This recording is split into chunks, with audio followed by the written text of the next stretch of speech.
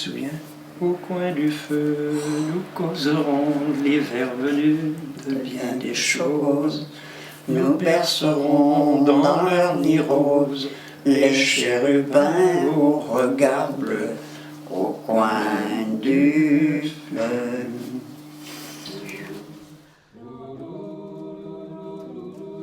Émile et Marguerite Brizard habitent une ferme dans le petit village de Charnecle, au pied du massif de la Chartreuse, à une trentaine de kilomètres de Grenoble. Un village où ils ont grandi, vécu, travaillé. Émile est agriculteur, il a quelques autres talents. Oui, là, nous sommes tous les deux, là, pour les 20 ans. On se rassemblait, puis un jour chez l'une, un jour chez l'autre. Enfin, un jour, en général, c'était le samedi soir. On faisait des soirées. Les conscrits nous amenaient une fleur et on invitait, si on voulait, quelqu'un d'autres amis. Là, pour mes 20 ans, moi, la table était tout le long de la salle et il y en avait, on était très nombreux. Les copains, les copines. Personne n'est marié à l'époque, c'est juste... Ah non. Ouh là là, on se faisait la bise comme ça, mais autrement, non. La bise, vous savez ce que c'est que la bise? Voilà. Mais on l'a fait la première fois pour les 20 ans chez la Madeleine. De quoi? La bise. Ah, je sais pas. Ah, non, mais le jour de l'an, ça c'était surtout oui, le jour de c'était l'an. au moment du jour de Où l'an. les conscrits allaient, les jeunes gens qui avaient 20 ans, allaient chez la conscrite pour l'embrasser, lui. Enfin, nous, on avait même pu un peu plus, mais enfin, on payait, on versait la goutte, on avait de l'eau, des Qu'est-ce que t'avais fait liqueurs. en plus? Qu'est-ce que t'avais fait en plus? Ben, on était allé chez Germaine, on avait... Oui, au café. On avait mangé ensemble le petit déjeuner. Oui.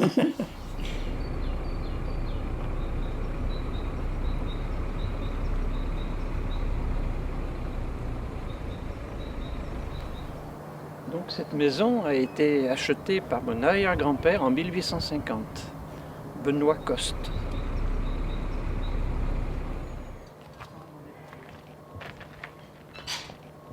Donc voilà, mes parents se sont mariés en 1920. Ils ont eu un fils d'abord en 1922, mon frère Louis. Et moi je suis né ici, dans cette pièce, en 1926, le 4 décembre 1926. Je suppose qu'il ne faisait pas très chaud ce 4 décembre. Et ma première sortie, ça a été d'aller, on m'a porté à l'église de Renage pour le baptême. Voilà, je suppose bien emmitouflé, bien emmailloté dans des couvertures. Et par des chemins qui ne sont pas très faciles, disons.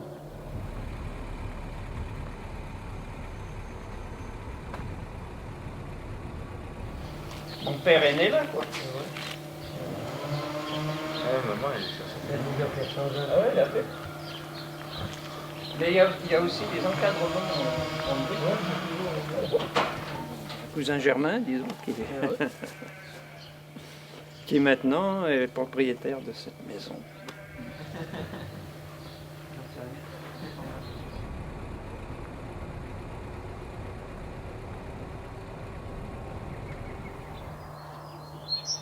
J'ai donc vécu là jusqu'à mon mariage en 23 ans, quoi.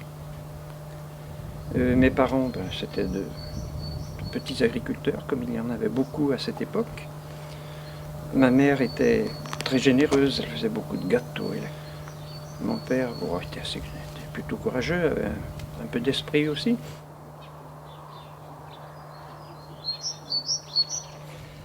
Avant, il n'y avait que des vaches, des vaches ou des bœufs pour les plus grosses fermes. Des chevaux, la campagne, il y en avait très peu. Et mon père, il est allé à la foire de Beaucroissant en vue d'acheter un cheval. Et il se promenait là dans les allées. Et il y a un marchand de chevaux qui lui dit « Je vois que tu n'y connais rien. Eh bien, tu vois, prends cette jument. » On appelait ça une pouliche, elle avait 18 mois. On appelait ça une pouliche 18 mois. Elle te fera plaisir. Eh bien, j'ai passé toute mon enfance, toute ma jeunesse avec cette jument qui a travaillé, qui était formidable, qui a travaillé pendant 25 ans. Et alors, quand il faut envoyer cette bête à la boucherie, cette bête peut être un poulain, hein, ça faisait du mal, disons. Ça faisait partie de la famille, si on peut dire. Tandis qu'un tracteur, maintenant, on change. Ça n'a pas d'importance. C'est pas vivant. Voilà, un petit fait divers de quand j'étais petit et que nous sommes venus ici.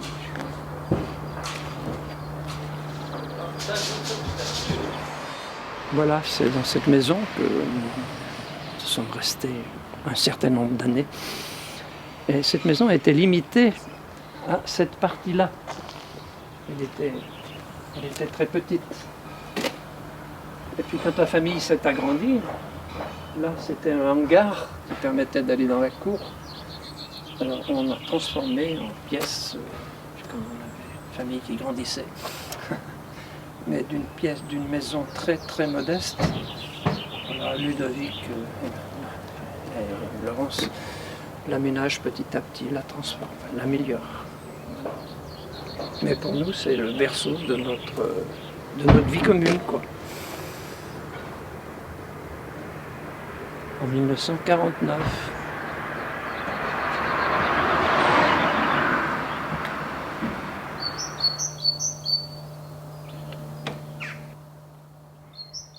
Donc là, voilà ma première photo, disons, comme était allé que mes parents m'ont emmené chez le photographe, bien sûr. Quel âge est-ce que j'avais? J'en sais rien. Ouais. T'es pas vieux. J'ai pas le souvenir, oui, j'avais... Même pas 2 ans, si. Une année au maximum. Oui. Voilà, bon, alors ça fait partie de mon premier souvenir, si on peut dire. Ça, c'est une photo de l'école de Charnec, quand nous étions enfants, nous avions quel âge? Oui. Parce qu'il y avait une école de filles, et à l'école de filles, il y avait l'école enfantine, on appelait, qui était jusqu'à, enfin on n'appelait pas entrer en 6e à ce moment-là, Oui. mais jusqu'à une dizaine d'années par là. Donc on était, et cette photo, c'est les aînés de l'école, les femmes, les demoiselles, et dessous, ce sont les enfants dont nous faisions partie. Et je boude. Je baisse la tête. Et toi? Ah, tu es là, tu es mieux. Comme d'habitude. Oui. Un petit bébé. Un petit minet. Enfin, on avait grandi, quoi.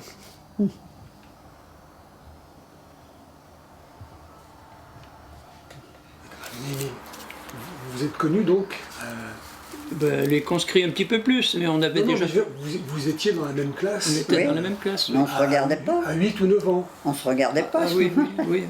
Putain, Et à oui. partir, si c'est pas indiscret bien sûr, mais à partir de quel moment vous vous êtes regardé, comme on dit Marguerite? Ben, c'est principalement la fête des conscrits, disons. Bah oui, mais même, je te regardais pas mieux qu'un autre. Je te Non, regardais pas mieux plus, que non, Michel, que... Non. Bon, c'est venu après. Voilà. Alors bon, ben, d'ailleurs, je l'ai noté dans un texte, là. C'est elle qui en avait eu l'idée. Oui, Non. ben, Mais je ne veux pas vous le dire. Si, vous pouvez nous dire. Ah, ben, Ah, si vous voulez. Bon, Marguerite peut nous dire. oui, attendez, alors, il faut c'est peut-être... pas moi qui l'ai fait. Elle s'est laissée faire. Oui.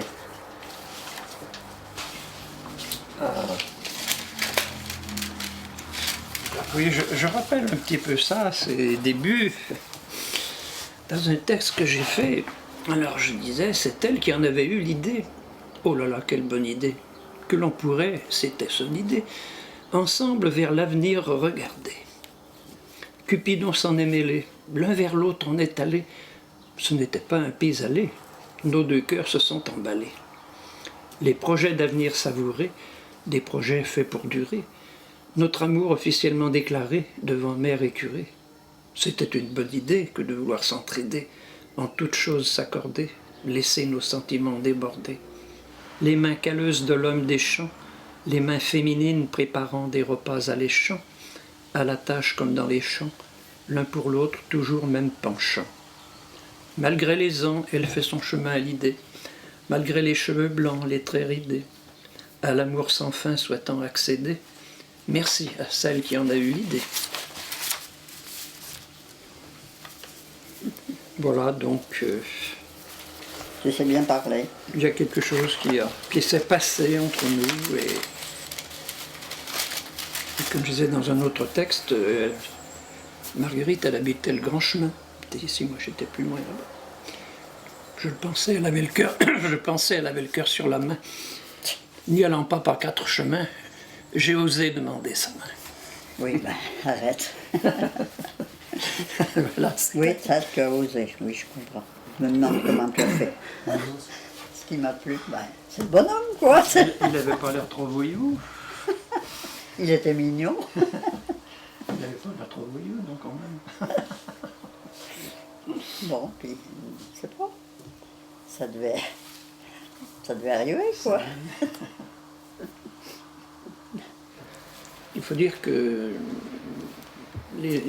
comment dire, à cette époque-là, quand nous nous sommes mariés, c'était après la guerre et l'occupation et bon, un tas de choses. Et c'est l'âge des baby-boom, quoi, disons. Et on avait un peu l'impression, et on nous faisait sentir qu'on était là pour rebâtir un peu la France, quoi, disons. On fait plus ou moins maladroitement, mais enfin bon. Mais c'était un petit peu après cette période si difficile, c'était une période, je sais pas, d'espérance. On respirait enfin, quoi. Et là, c'est vrai que nous, on a ressenti ça, alors qu'on a eu une jeunesse, une époque difficile où il n'y avait pas de liberté, pas de. Oui.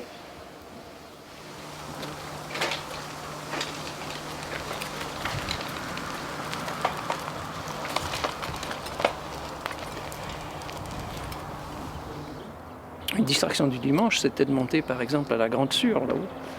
Donc, la montagne là-haut, et on allait à bicyclette jusqu'au pied de la montagne, quoi. Ma femme aussi faisait ça. Bon, moi je suis allé à Grenoble. On a eu aller à Grenoble à bicyclette, quoi, disons. On y est allé 3 copains pour acheter les premiers corps de chasse qu'il y a eu dans notre. On est revenu avec chacun un corps de chasse sur l'épaule, en bandoulière. Oui, on n'avait pas d'autre moyen de sortie, quoi, à part quelques cars, et encore, je ne sais pas bien, enfin il y avait une époque où il n'y avait plus grand-chose.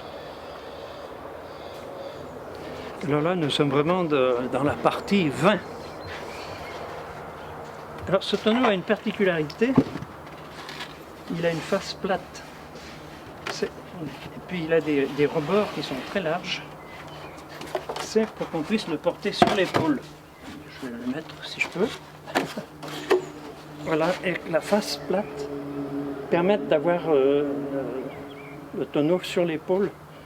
Mais comme il faisait 50 et quelques litres, en général 52, plus le poids du tonneau, il fallait déjà être fort pour porter ça. Alors on le mettait sous la cuve, on le remplissait, il le mettait sur l'épaule, il l'emportait à la cave, et il le mettait là d'un coup d'épaule, il le mettait là sur le couloir, et il se vidait tout seul dans le tonneau. Cette hache un peu impressionnante, c'était pas un exécuteur des hautes heures, c'était pour couper le marc sur le pressoir, pour couper ce qui avait bavé. On coupait avec cette hache qui s'appelle une B3. Là, ce sont mes tonneaux de vin rouge que je vais acheter d'ailleurs à l'Ermitage. Tonneaux en chêne. Et puis là, après, ce sont les petits tonneaux de vin blanc, disons. Mais il y a 60 ans, il y avait 3 tonneaux de 10 hectolitres et 2 de 5 hectolitres ici, disons. Il y avait une production de vin qui était importante. Ça comptait beaucoup dans la vie de l'exploitation. Même si ce n'était pas du vin de bonne qualité, mais c'était un apport d'argent. La vigne a aidé pendant des générations à vivre Charnecle et tous les villages environnants. Et Il y avait beaucoup, beaucoup de vignes. Les plus gros producteurs faisaient même 3 à 500 hectolitres de vin par an, par chaque campagne. Et les vendanges duraient très longtemps. Surtout qu'on avait un raisin qui est tardif, qui s'appelle la Sorenne, enfin, autrefois, qui a été remplacé par le Bacco. Enfin, et ce vin était très peu alcoolisé et servait de vin de coupage. Et nous, le dernier vin qu'on a vendu, ce sont les chais du Beaujolais qui sont venus le chercher. Il est devenu du Beaujolais.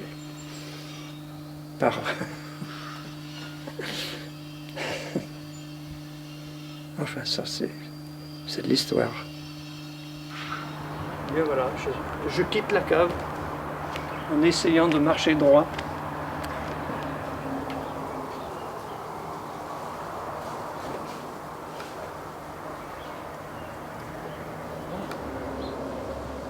En bas, sur le petit séchoir, on mettait les petites noix.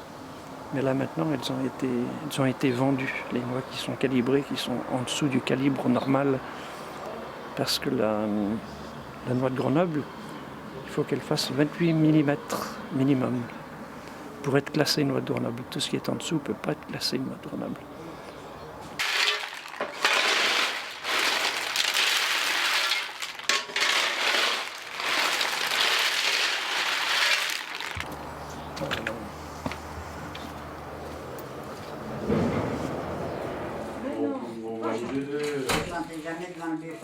Quand on réclame à boire, il n'y a qu'une chanson.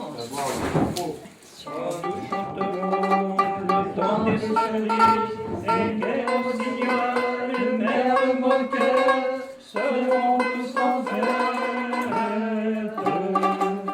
Les belles auront la folie en tête et les amoureux du soleil au cœur.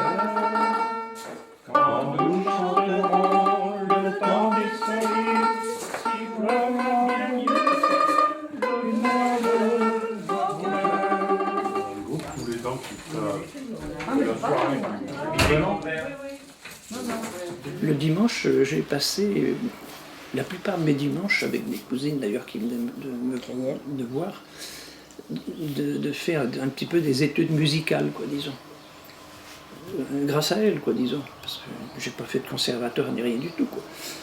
Mais elle m'a donné des notions de musique et puis un petit peu aussi instrumentale, quoi. J'avais essayé le violon, mais non, je faisais seulement miauler les boyaux de chat. Pour ce qui est de la musique, donc j'ai fait mon armée dans la musique, dans l'armée de l'air. Et j'avais été affecté à la musique de l'air d'Aix-en-Provence, disons. Ce qui m'a permis d'avoir... non, j'en ai peut-être d'autres. Alors là, il était beau, hein, il tapait, les filles lui tapaient dans l'œil avec sa casquette blanche. Il se dressait, hein, c'était monsieur. À l'armée, j'étais clairon. Clairon et corps de chasse, disons. Corps de chasse, c'est ce qu'on appelait le corps mi bémol, c'est-à-dire qu'il s'accorde avec les trompettes. Tandis que le corps, la trompe de chasse que j'ai fait après, c'est la trompe en ré, qui elle ne se sonne pas de la même façon. On dit sonner de la trompe, mais on joue du corps. Et ça m'a permis de voyager pas mal, d'accueillir, enfin avec la musique de l'air, d'aller à Decazeville où c'était, je ne sais plus comment il s'appelait, le président du conseil, Ramadi, qui était de là-bas, qui avait fait une fête. Alors, la musique de l'air allait faire une aubade. Et puis bon, on est sorti beaucoup sur la Côte d'Azur pour animer des fêtes. Alors bon, c'est vrai que ça a poursuivi un petit peu mes connaissances musicales. Et bon, c'est vrai que j'en ai gardé un bon souvenir de tout ça, quoi. Pourtant, c'est loin. Ah, mais c'est loin tout ça, oui. C'est loin tout ça. C'est loin déjà, et c'est loin tout ça. Mais bon, ça, c'est ma vie, quoi. Et moi, pendant ce temps, Et pendant ce temps, je traînais à Charny. Donc c'est avec celui-là que je sonne. Maintenant, beaucoup ont acheté des trompes qui sont peut-être plus légères, parce que suivant l'épaisseur du métal, on dit que les trompes sont lourdes ou légères. Et les trompes plus légères sont plus faciles à faire vibrer, comme disons.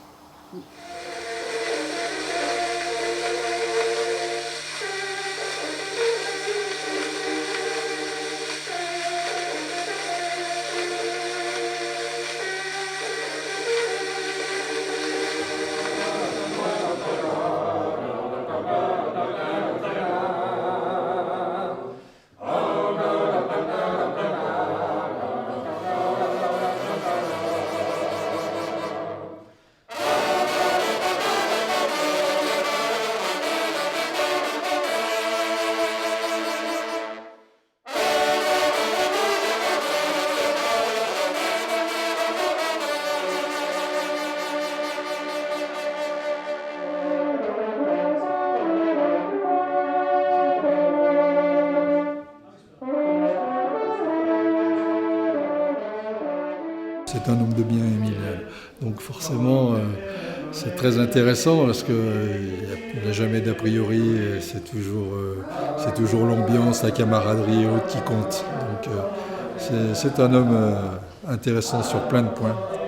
Il sait causer, il sait faire des poèmes, il sait parler de son entourage, de sa vie. C'est quelqu'un de très intéressant. Émile, moi je me rappelle, j'étais tout gamin, j'écoutais les trompes dans cette salle qui était un théâtre, il y avait une scène. J'écoutais ça avec les yeux grands ouverts, les oreilles grandes ouvertes. À l'époque, Émile, la répétition était après la messe, le dimanche matin. Et moi je me rappelle très bien parce qu'Émile un jour s'est arrêté à la maison. Le dimanche matin, il allait chercher du lait dans la ferme de son frère, passé devant la maison. Et un jour, il s'est arrêté et il m'a dit aujourd'hui, j'ai 2 cordes chasse, parce que je pense qu'il ne disait pas trompe à l'époque, il disait cordes chasse. J'ai 2 cordes chasse dans la voiture et si tu veux, il y en a un pour toi. Donc voilà, j'ai commencé comme ça.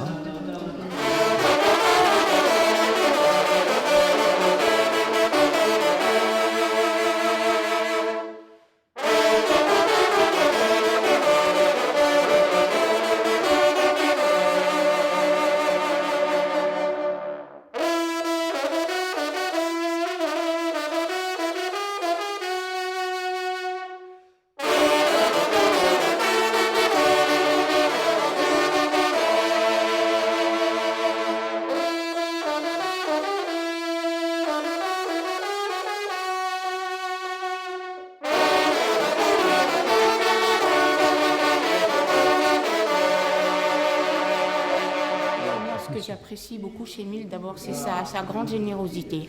La table est toujours ouverte chez lui. Les gens qui sont un peu perdus, qui arrivent en avance, vont parfois manger la soupe chez lui. Il accueille tout le monde. Et puis, il a un humour d'une finesse extraordinaire. Il écrit des choses vraiment très, très belles, mais il est tellement modeste qu'il parle tout doucement. Il ne veut pas se démarquer du reste, mais vraiment, je trouve que c'est quelqu'un d'extrêmement sympathique et il a une personnalité. C'est l'âme du groupe, mais c'est grâce à lui que je sonne. Et puis c'est tout ce qu'il a apporté. J'ai vu des tas de jeunes. Jean-Marc, qui est ici, qui fait la basse, a été formé par lui. Et puis il en a formé. Les répétitions, après ramasser les noix dans la ferme, l'été dans les grands champs que vous avez vus autour de sa ferme, des petites fanfares qui m'apprenaient dans sa salle à manger. Voilà, j'ai des souvenirs, j'en ai plein.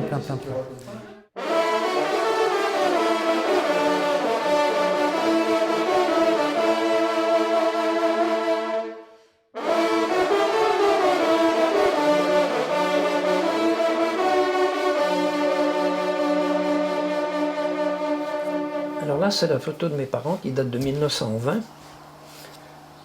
Donc, là, mon père, et il faut aller de ce côté-là pour voir son père et sa belle-mère, puisque la mère de mon père était née quand il est né. Était morte quand il est né. Qu'est-ce que j'ai dit? Que lui était né quand il est né. était morte. Donc ça, c'est la seconde femme de mon grand-père. Et là, c'est ma mère, Marguerite Coste, avec sa petite mère, Eugénie, et Joseph Coste, qui était né en 1843. Et ils avaient eu cette fille. 3 filles. 3 filles, mais ils avaient donc la deuxième qui était demoiselle d'honneur, et puis la troisième, là, donc qui est né, il avait 60 ans. Voilà. Oui, je disais que pour les noces d'or de mes parents, on avait fêté ici, j'avais fait un texte, disons, que je rappelais un petit peu leur vie, disons, et que c'est une de nos filles qui a lu. Et pour mentionner ce qu'ils avaient fait pour de jeunes, j'avais signalé que une aïeule trop tôt disparue, personne ici ne l'a connue, nous a laissé en héritage une page d'écriture aussi belle que sage. Le vrai moyen d'adoucir ses peines, c'est de soulager celles des autres. Et cette maxime, vous l'avez faite vôtre, à 2 enfants en détresse ouvrant la porte de votre foyer. Elle s'appelait Janine, il s'appelait René. 2, comme de nous sans doute, vous avez moins reçu que vous avez donné. Qu'importe, c'est pour eux que vous les avez aimés. Je voulais faire plaisir à mon père qui était orphelin de mère et qui avait d'elle seulement cette page d'écriture si belle que je vous ai peut-être fait voir. Vous avez eu comme tout le monde des épreuves, des moments difficiles. Comment ça s'est déroulé? Nous avions 4 enfants à ce moment-là et le plus petit était malade. Un jour. On s'est aperçu qu'il était malade, on a fait venir le docteur à midi, c'était trop tard et il a fait une méningite foudroyante, ce qu'on appelait une méningocoque. Vous étiez quel genre de père? Plutôt rigoureux, on m'a reproché une fois d'être sévère. On m'a reproché une fois d'être un peu sévère. C'est qui le on? Non, mais j'ai entendu dire. Vous, après, comme père, vous avez essayé d'être plus communicant, c'est ça? Il me semble, quoi, mais ça dépend tout du tempérament des enfants. Il y en a avec lesquels j'ai pas autant communiqué que je voudrais. Plutôt du côté garçon d'ailleurs. Oui. Et maintenant, c'est vrai que des fois je vois des mots qu'ils disent que j'aurais pas entendu il y a X années, quoi, disons. Par exemple? Ils me retrouvent, ils ont peut-être plus de facilité. Vincent, cette lettre qu'il nous envoie, oui. Et on dirait qu'il y a plus de compréhension maintenant. Oui, c'est vrai. Et avec vos filles, c'était plus facile? Oui, ils n'ont pas été trop difficiles à maîtriser. Non, c'est pas le terme qui convient, mais enfin. Aller voir s'épanouir. Enfin bon, s'il y a bien eu Des accrochages, oui. Ah oui, oui. Il y en a une qui s'en souvient, elle l'a raconté l'autre jour, qu'elle avait reçu une petite gifle. Ah, ben des fois j'y pense, oui. Bernadette? Non, c'était Geneviève. Donc cette fille me le rappelait l'autre jour, il n'y a pas longtemps. Un soir, elle était partie, je sais plus où, quoi, disons. Et elle n'était pas rentrée. Elle a fait du stop le lendemain matin. Et ma femme en a été bousculée toute la nuit. Et, qu'est-ce qui se passe? Qu'est-ce qui se passe? Enfin, des soucis de parents, quoi. Et là, quand elle est arrivée, je l'ai embrassée et je lui ai donné une petite claque. J'ai dit, bon, je t'embrasse parce qu'on est bien contente que tu reviennes. Mais je te fais une petite claque quand même parce que fallait pas faire ça. Enfin, je sais pas si c'était de l'autoritarisme, mais j'ai mélangé les deux.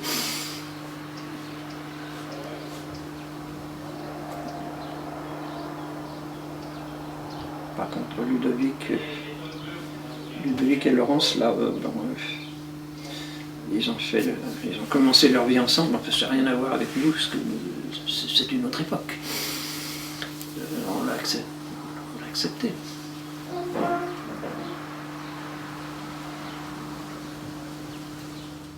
Regarde, monsieur. Eh oh, fais pas la tête. Jules, coucou. Bah, Qu'est-ce que tu fais là, bébé? Hein?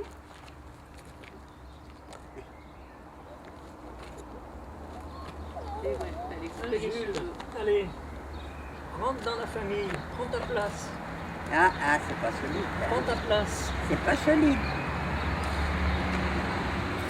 Il y a une place qui t'attend. Hein? On se faisait la bise comme ça, mais autrement, non. La bise, vous savez ce que c'est que la bise? Voilà. Et bon, c'est vrai que j'en ai gardé un bon souvenir de tout ça.